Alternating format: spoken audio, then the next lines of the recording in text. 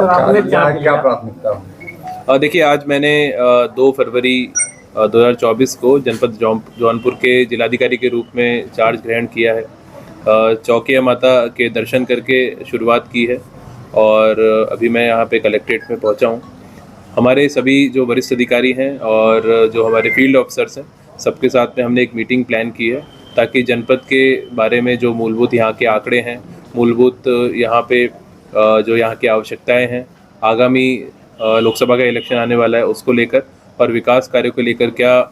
यहाँ पे परिस्थितियाँ हैं उसको लेकर हम लोग काफ़ी विस्तार से चर्चा करेंगे। हमारी मूलभूत प्राथमिकताएं जो शासन की प्राथमिकताएं वही रहेंगी।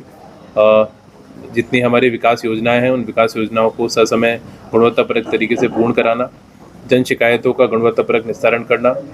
जितने हमारे रेवेन्यू के कोर्ट केसेस हैं उन केसेस का डिस्पोजल करना और इसके अतिरिक्त भी फील्ड भ्रमण के दौरान जनप्रतिनिधियों के सामंजस्य से आप मीडिया के सभी बंधुओं के माध्यम से जो भी हमें जनपद के विकास के आवश्यकता के सुझाव दिए जाएंगे उसको भी हम लोग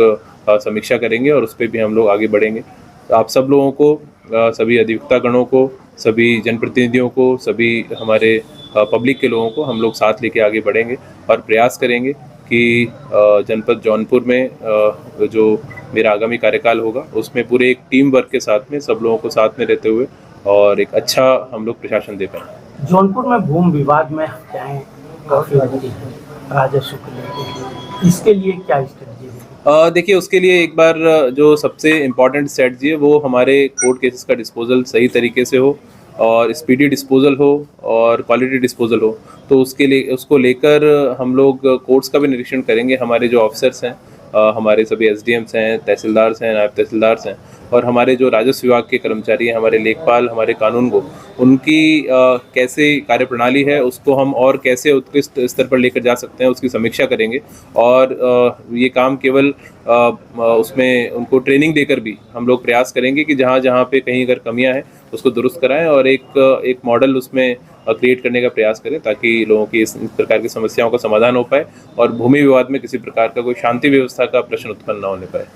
मुख्यमंत्री जी की बहुत ही लाइन दी है 10 से 12 बजे तक, कुछ अधिकारी नहीं बैठते, उसको लेकर कैसे काम करते हैं? देखिए, जन सुनवाई में माननीय मुख्यमंत्री जी के डायरेक्शन है कि एक समय तय कर लिया जाए, चाहे 10 से 12 हो या 11 से 1 हो या जो भी 2-3 घंटे का समय। बेसिकली इसको घंटों में बांधने से ज़्यादा अच्छा है कि जितने लोग आ रहे हैं सबकी बात हम सुने और लेकिन एक ये चूँकि आप सभी जानते हैं कि अधिकारियों को और भी फील्ड के भी काफ़ी काम है, इलेक्शन के काम है, बहुत सारी चीज़ें होती है, तो पब्लिक के लोगों को एक समय पता रहे ताकि जो भी अपनी कोई पीड़ा, अपनी कोई शिकायत बताना चाहता है तो उसको हम लोग स्ट्रीमलाइन कर लेंगे। अभी जब बैठेंगे चर्चा कर लेंगे और उसमें कहीं कोई अधिकारी नहीं बैठता है तो उसको भी हम लोग देखेंगे। वैसे मुझे लगता है कि संवेदनशील प्रशासन का सबसे पहला गुण है कि अधिकारी नागरिकों के प्रति संवेदनशील हो, नागरिक उन्मुख हो, तो उसमें ऐसा कोई चीज़ नहीं है। अगर जब हम चर्चा करेंगे तो इन सारी चीज़ों को हम लोग देख लेंगे। मुख्यमंत्री सामूहिक विवाह में घोटाले के बाद बलिया में आए, इसके बाद पूरे प्रदेश में, जौनपुर में लाभार्थियों की सूची तक समाज कल्याण विभाग नहीं उपलब्ध कराता।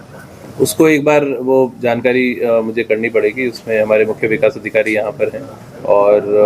उसमें चूँकि पूरा एक एसओपी होता है उसमें लाभार्थी चयन का, तो एसओपी किस प्रकार से फॉलो की गई है उसमें अगर कहीं कमियाँ होंगी तो उसको निश्चित रूप से हम लोग देखेंगे और फिर आपको विस्तार से जानकारी देंगे।